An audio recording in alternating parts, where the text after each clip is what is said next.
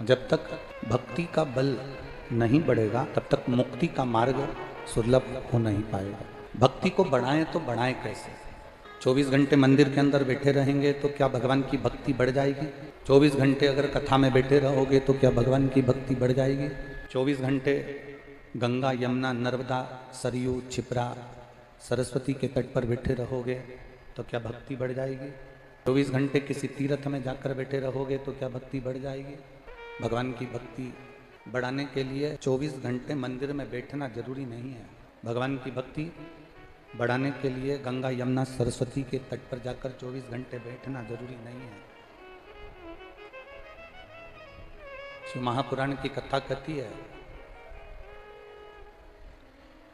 24 घंटे भगवान के मंदिर में जाकर बैठो ना बैठो, 24 घंटे तीर्थ में जाकर बैठो ना बैठो, 24 घंटे किसी पवित्र नदी के तट पर जाकर बैठो ना बैठो, पर इतना जरूर अपने बुद्धि में बिठा कर रखना कि 24 घंटे 24 मिनट भी आप भगवान के पास जाकर बैठें ना बैठें, पर उस 24 घंटे में से 24 मिनट में से एक क्षण भी आप दिल से उस परमात्मा को अगर पुकार लोगे तो समझ लो कि तुम्हारी भक्ति प्रबल हो गई और परमात्मा तुमको मिल गया। पहले भी हमने इस कथा में एक वर्णन किया था, भगवान की कथा का वर्णन आपको पहले भी करा है। बच्चा रोता है, मां के कानों में शब्द जाता है।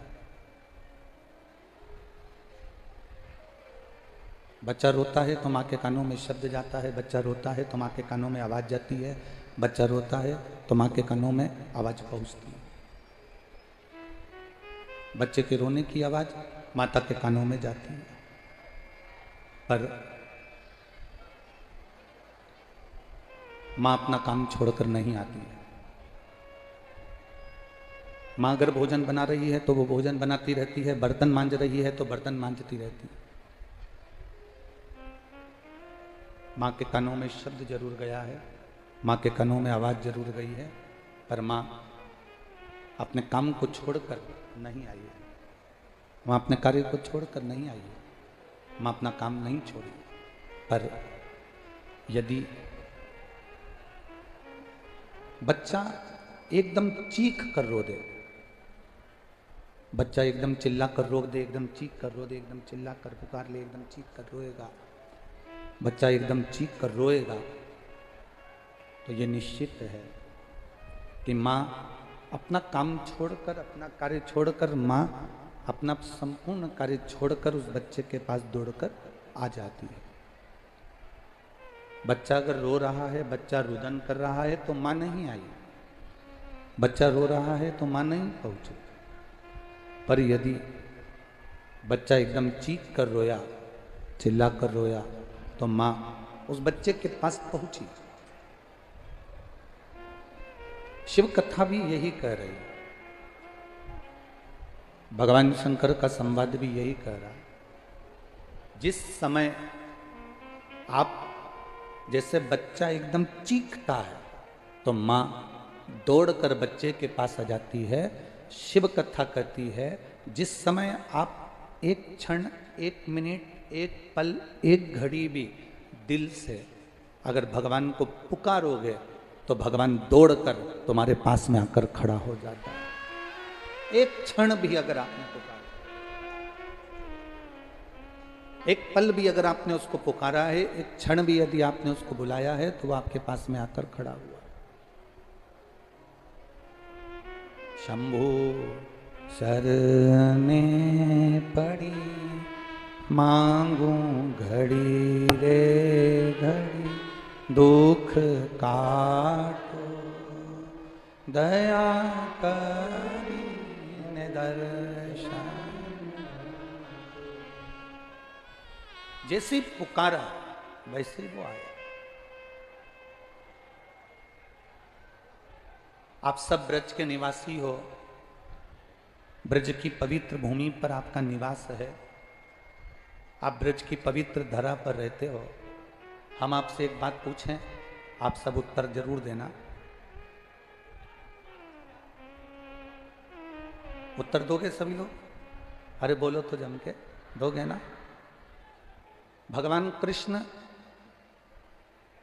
ब्रज की सभी गोपी के घर जाते थे क्या? अरे जम के तो बोलो। जितनी ब्रज में गोपी रहती थी क्या सबके घर जाते थे? नहीं जाते थे। बिल्कुल सही उत्तर है आपका। संपूर्ण ब्रजवासियों ने बिल्कुल सही उत्तर दिया।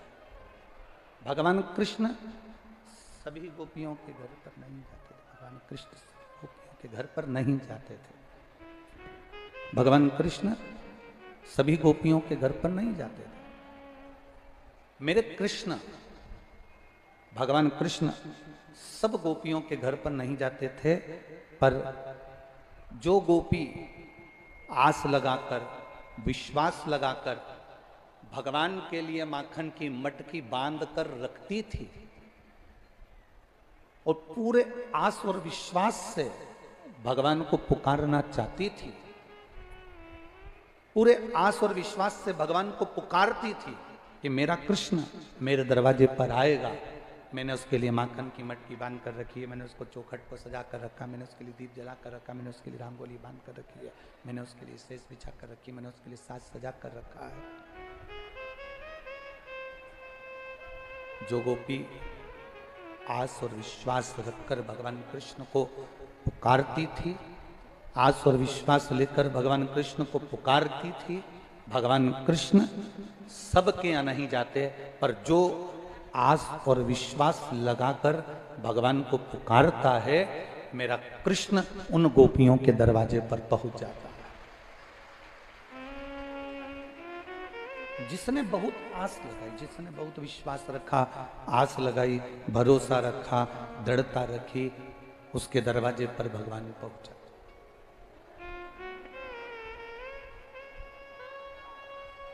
आप अगर आस लगा कर बैठे हो, आप अगर विश्वास रख कर बैठे हो कि मैं आया हूं कथा में,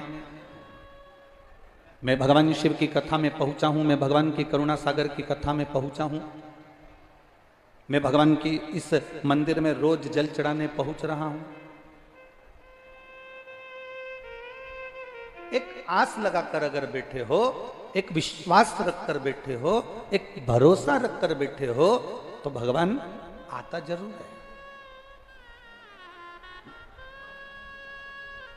संसार पर किया गया भरोसा एक दिन टूट जाता है। संसार पर किए गए भरोसा एक दिन टूटेगा। संसार पर किया गया भरोसा एक ना एक दिन टूट जाएगा, पर मेरे भगवान पर किया गया भरोसा, मेरे भोलेनाथ पर किया गया भरोसा कभी नहीं टूटता, वो प्रबल से प्रबल होता चले जाता है। भरोसा नहीं टूटता। दुनिया के लोग तुम्हारे भरोसे को तोड़ देंगे, दुनिया के लोग तुम्हारे विश्वास को तोड़ देंगे, दुनिया के लोग तुम्हारे भरोसे को तोड़ सकते हैं, पर जिसने भगवान पर भरोसा करा, जिसने भोलेनाथ पर भरोसा करा, जिसने अपने इष्ट पर भरोसा करा, उसका भरोसा कभी टूटा नहीं, वो भरोसा कभी टूटता नहीं।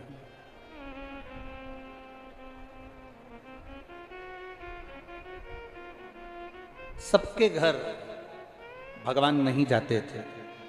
जो आस लगाकर बैठता था, भगवान उसके घर जाते थे। जो विश्वास रखकर बैठता था, भगवान उसके दरवाजे जाते थे। अब एक बात आपसे पूछें, आपके घर में 5 लोग रहते हैं, क्या 5 ही लोग कथा में आते हैं? अरे जम के तो बोलो, नहीं आते। घर में 10 लोग रह रहे हैं तो क्या 10 ही लोग भगवान की कथा में आते हैं? नहीं आते। कथा में कौन आ गया? जिसके हृदय में कहीं भगवान समाया हुआ था, जिसके हृदय में पूर्व से भगवान की अविरल भक्ति समाई हुई थी, बस भगवान उसी के हृदय में विराजमान होकर उसको खींचकर शिव महापुराण की कथा तक लेकर आ जाते हैं। भगवान शंकर उसको खींचकर अपने पास ले आते हैं।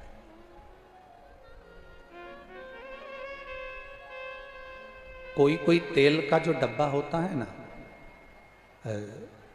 मेरी माताएं या मेरी जीजियां तो जानती हैं, कोई कोई डब्बा ऐसा होता है जैसे हींग की डब्बी, कोई तेल का डब्बा, कोई कोई डब्बा, कोई कोई डब्बी ऐसी होती है, डब्बी में हींग रख दो, डब्बी में लहसुन रख दो, डब्बी में कोई तेल रख दिया, उस डब्बी को कितना भी धो लो, कितना भी साफ कर लो, कितना भी उसको क्लीन कर लो, सरफ से 25 बार धो लो, 25 बार साफ करो, 25 बार साबुन से धो लो, उसके बाद भी हींग की बदबू उस डब्बी से नहीं जाती, तेल की बदबू उस डब्बी से नहीं जाती, लहसुन की बदबू उस डब्बी से नहीं जाती।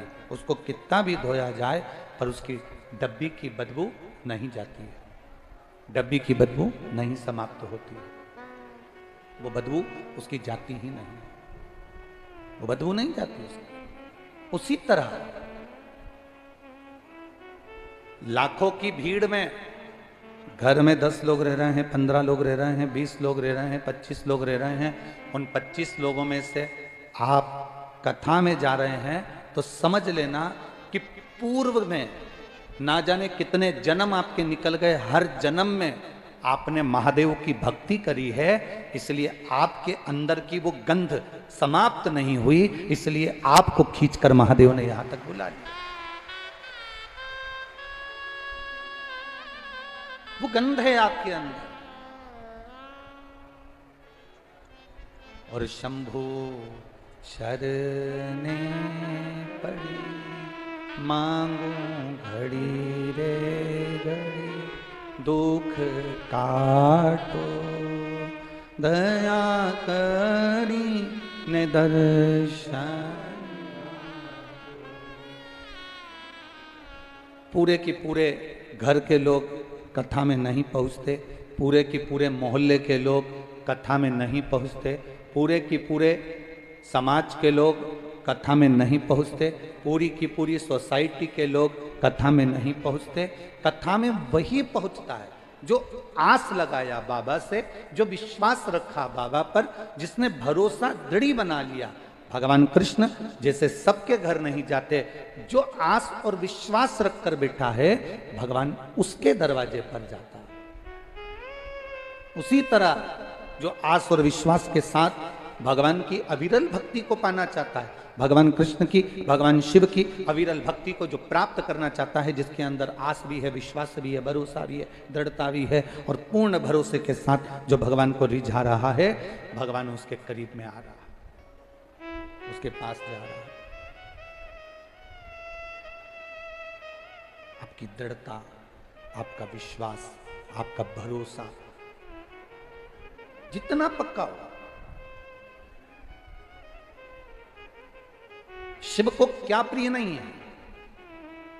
लंका के राजा रावण को सोने की लंका दे दी थी, लंका के राजा रावण को दुनिया का सारा ठाट दे दिया था, लंका के राजा रावण को ऐसी कोई वस्तु नहीं थी जो रावण के पास में नहीं थी, सब कुछ दिया। मेरे शंकर ने लंकाधिपति लंकेश को, रावण को दुनिया का सारा सुख प्रदान कर दिया। ऐसा क्या था जो बाबा ने नहीं दिया लंकाधिपति को?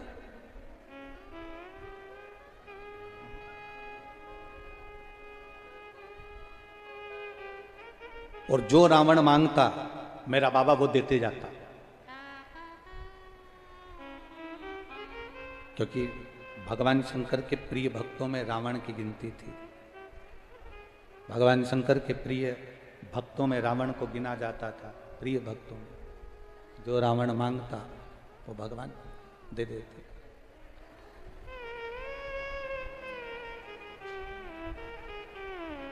रावण में कमी क्या रह गई? जो मांगा रावण ने भगवान ने दिया, जो मांगा रावण ने भगवान प्रदान करे, जो उसने चाहा वो उसको मिला। आखिरी में एक कमी रावण के अंदर आ गई कि वो रावण के अंदर कमी थी उसका अहंकार, वो रावण के अंदर कमी थी उसका अभिमान। प्रेस, जिससे आप कपड़े पर प्रेस करते हो, कपड़े के सल मिटाते हो, कपड़े के सल समाप्त करते हो, वो प्रेस जब ज्यादा गर्म हो जाती है, अच्छा प्रेस करने वाला भले आंख बंद करके प्रेस कर ले, पर प्रेस अगर ज्यादा गर्म हो गई तो वो कपड़े को जला देती है महाराज।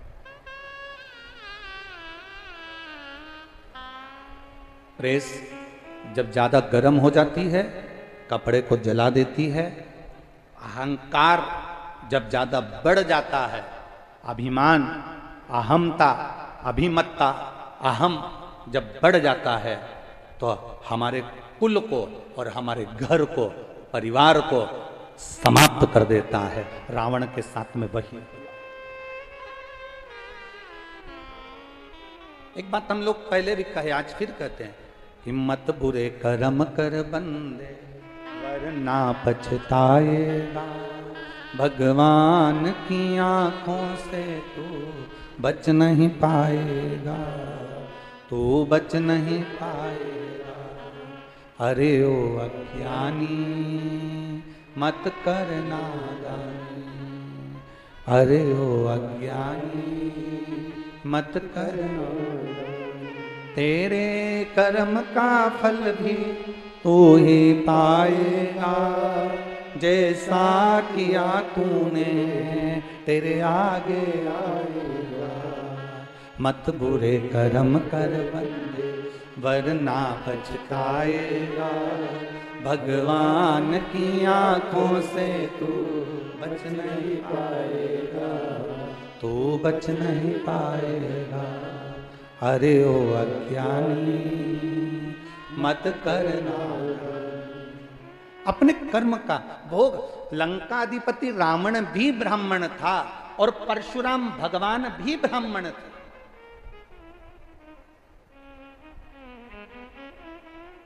रावण भी ब्राह्मण है और परशुराम भगवान भी ब्राह्मण है। पर एक रावण चौराहे पर जलाया जा रहा है और एक श्री परशुराम भगवान चौराहे पर और मंदिर में पूजाए जा रहे हैं। रावण भी ब्राह्मण है और परशुराम भगवान भी ब्राह्मण है। बस केवल अंतर इतना है, रावण के पास में भी सब कुछ था, सत्ता थी, वैभव था, धन था, दौलत थी, सारे ग्रह उसके अनुकूल थे, सारे नक्षत्र उसके अनुकूल थे, सारे देवता उसके अनुकूल थे।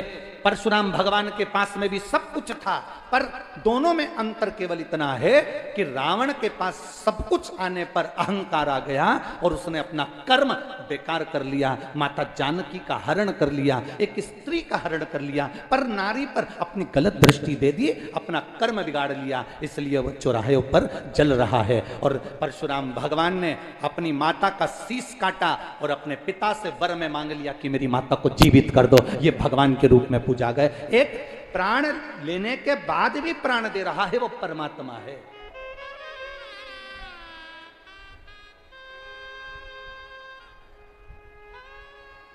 अच्छा कर्म करने का जब मौका मिले,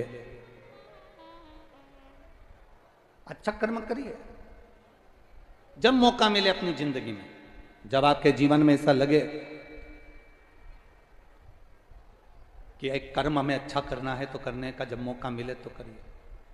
ये जो शरीर मिला है बड़ी मुश्किल से मिलता है। 84 लाख योनियां कटी, अंत में ये शरीर है।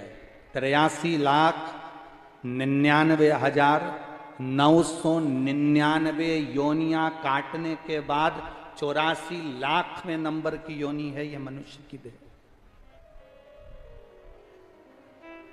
83,99,999 योनियां काटने के बाद ये मानव का शरीर मिला है।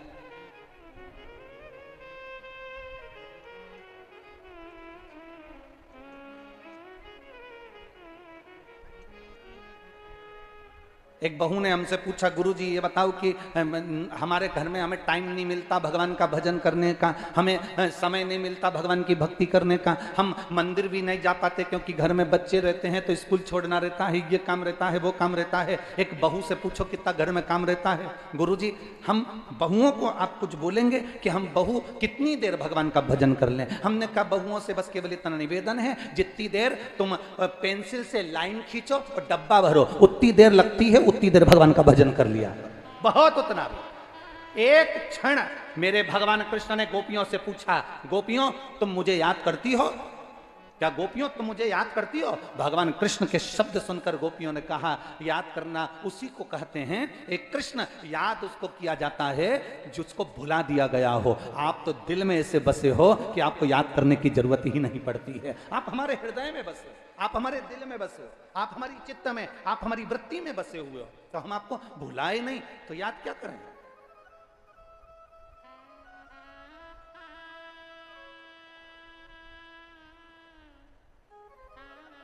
काम्य वन में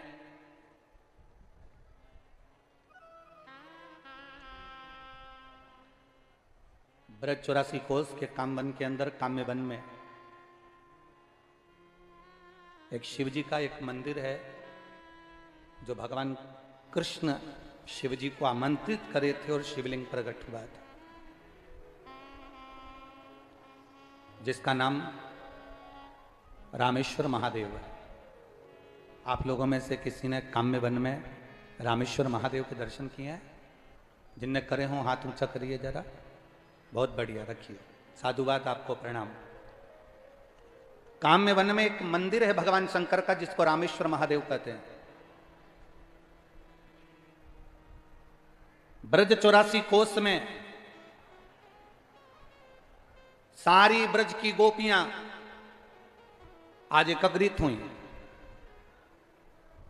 और गोपियों ने एकत्रित होकर अपने ब्रज के एक एक पत्थर को उठाया और सरोवर में डाला। पत्थर उठा रही हैं, सरोवर में डाल रही हैं। अब श्री दामा को मालूम पड़ा कि ब्रज की गोपियां कुछ एक नया खेल खेलना सीख गई हैं।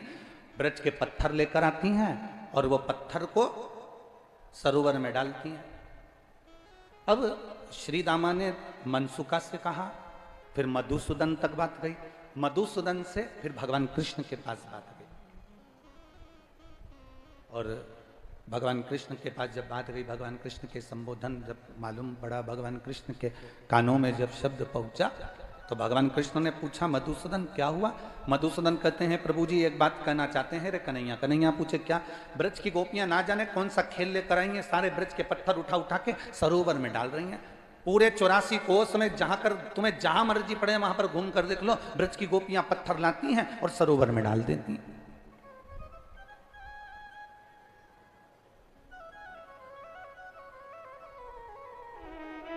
किसी ने हमसे पूछा कि ये ब्रजमंडल में ब्रज की रज दिखती है, पत्थर क्यों नहीं दिखते?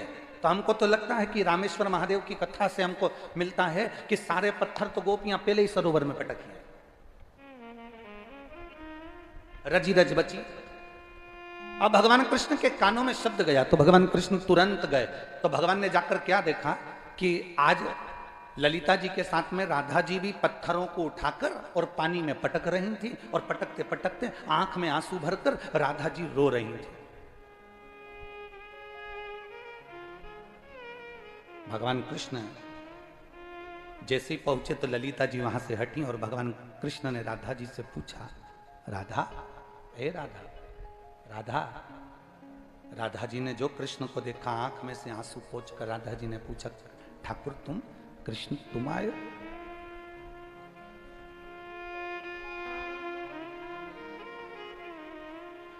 कन्हैया आप? क्या बात है? भगवान कृष्ण ने पूछा, राधा हम ये पूछना चाहते हैं, ये ब्रज में कौन सा खेल हो रहा है? जितनी भी गोपियां हैं वो पत्थर उठा उठा कर ले जाकर सब डाल रही हैं सरोवरों में, ये कौन सा खेल चालू हो गया? गोपियां कहती हैं, अरे कृष्ण तुम्हें नहीं मालूम, भगवान राम के जो बानर थे, उन बानरों ने पत्थर पे राम लिखा था और पानी में छोड़ा था, और वो सारे पत्थर तैर गए थे और सेतु बन गया था, और भगवान राम ने शंकर जी की स्थापना करी थी रामेश्वर की। तो गोपियां कह रही हैं कि जरा अपन भी पत्थर तैरा के देखते हैं कि तैरता है कि नहीं तैरता। इसलिए सारे ब्रज के पत्थरों को उठा उठाकर हमने सरोवर में फेंक के देख लिया, पर तैरता हुआ नहीं मिला। इसलिए अब हमने पूरा विचार कर लिया, पूरा विचार, कि ब्रज की सारी गोपियां अपने अपने माता पिता को लेकर सेतु बंध का दर्शन करने के लिए रामेश्वर जाएंगी। छकड़े तैयार, बैलगाड़ियां तैयार, भोजन भंडारे तैयार, सब गाड़ियों में रखे गए और गोपियां जाने की तैयारी करने लगी। सारी गोपियां जाने की तैयारी। जब गोपियां जाने की तैयारी कर रही हैं, जब गोपियां जाने का विचार कर रही हैं, जब गोपियां जाने लगी हैं, बीच रास्ते में मेरे ठाकुर जी खड़े थे, बीच राह। उन्होंने रोका, रुको जरा, रुको जरा, कहाँ जा रही हो? बस सेतु बन जा रहा है, दर्शन करने के लिए रामेश्वरम जा रहा है। रामेश्वरम? हाँ। सेतु बन? हाँ ठीक है। भगवान कहने लगे तुम्हें रामेश्वर जाने की जरूरत नहीं है राधा, सारी गोपियों से कह दो छकड़े में से सामान नीचे उतार ले, बैलगाड़ियों का सामान नीचे उतार ले, सबको कह दो उतारो सामान नीचे। तो हमें सेतु बंध का दर्शन कहां होगा? हमें सेतु बंध का दर्शन मिलेगा कहां? हमें कहां रामेश्वर का दर्शन मिलेगा? कहां सेतु बंध का दर्शन मिलेगा? भगवान ने कहा चिंता मत करो, सारे पत्थरों को वापस निकाल कर लाता हूं सरोवर में से। काम में बन के सरोवर में से सारे पत्थर निकाल कर ठाकुर जी ने बाहर फेंके और फिर भगवान ने कहा तुम चिंता मत करो, राम जी ने सेतु बनवाया था, मैं खुद तुम्हें सेतु बंध का दर्शन कराऊंगा। और भगवान कृष्ण राम बन गए, मेरे कृष्ण राम बने। और राम बनकर भगवान कृष्ण ने जो आवाज लगाई, हनुमान पधारो, सारे बंदरों की सेना सम्मुख में आ गई। एक एक पत्थर बांदरों ने उठाना प्रारंभ करे और उठाकर राम और कृष्ण का नाम लेकर बांदरों ने सेतु में के रूप में सरोवर पर फेंकना प्रारंभ करा। जो सरोवर पर फेंकना प्रारंभ करा, एक सेतु बन गया जिस पर चढ़कर मेरे कृष्ण राम बने हुए पार होकर एक रामेश्वर भगवान की स्थापना के लिए, जैसे राधा ने कहा आपने सेतु तो बांध लिया पर यहां शंकर तो कहीं दिख नहीं रहे, रामेश्वर तो कहीं नजर नहीं आ रहे। भगवान कृष्ण ने राम बनकर शंकर को आमंत्रित करा, बाबा आप यहां प्रकट हो जाओ, इन ब्रजवासियों के लिए रामेश्वर इस ब्रज की रज में होना चाहिए, आप प्रकट हो जाओ, इस ब्रज की रज में रामेश्वर प्रकट होना चाहिए। और भगवान शंकर देखते ही देखते राधा और कृष्ण के सम्मुख में शिव प्रकट हो गए, भगवान शंकर प्रकट हो गए। भगवान कृष्ण राम के रूप में थे। शिव जी ने नमन कर कहा प्रभु ये लीला का दर्शन आज तक नहीं हुआ जो दर्शन आज आपने कराया, प्रभु मेरे लिए आदेश। भगवान कृष्ण कहते हैं बाबा आप यहां विराजमान रहें, जो भूलवश भी काम में बन के अंदर प्रवेश कर जाए और भूलवश भी आपके शिवालय पर अगर एक बूंद जल भी चढ़ जाए तो 12 ज्योतिर्लिंग में जो ज्योतिर्लिंग हैं सबके दर्शन का फल आपके दर्शन से प्राप्त हो जाए। बस ये भाव से भगवान ने उनको विराजमान किया। आप रुको, आप विराजमान हो। देखो दुनिया के लोग भले ना पहचाने भाई, ए मेरी ब्रज की जीजियों और मेरे ब्रज के जीजाओं,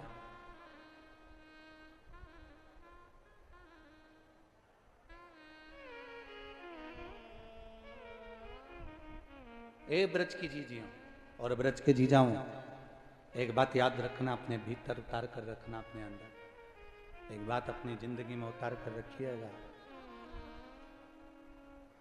ब्रज की रज को जिस दिन आप जान गए, ब्रज की रज को जिस दिन आप पहचान गए, उस दिन आपको यह मालूम पड़ जाएगा कि कृष्ण और शिव में कोई अंतर नहीं है, शंकर और कृष्ण ये दोनों एक हैं। आप शिव भजें चाहे कृष्ण, आप पहचान।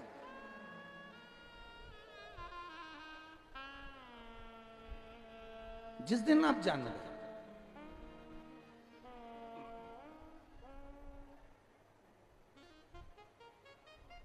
यमुना मैया निरंतर कल कल की ध्वनि कर कर बहती रहती हैं। वो यमुना के सुंदर सुखद आनंद को जिस दिन पहचान गए, उस दिन तुम्हारी जिंदगी की एक सार्थकता सिद्ध हो जाएगी। उस दिन एक दिन तुम्हारी सार्थकता सिद्ध हो जाए। तुम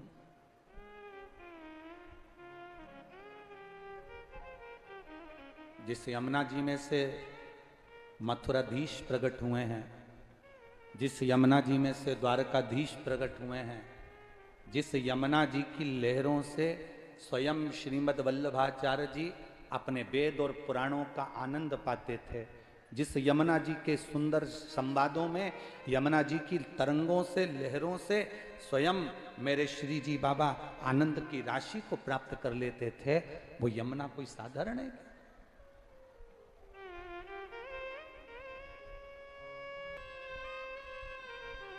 एक हरिहर भगवान का एक स्वरूप हुआ जिसको हरिहर कहते हैं।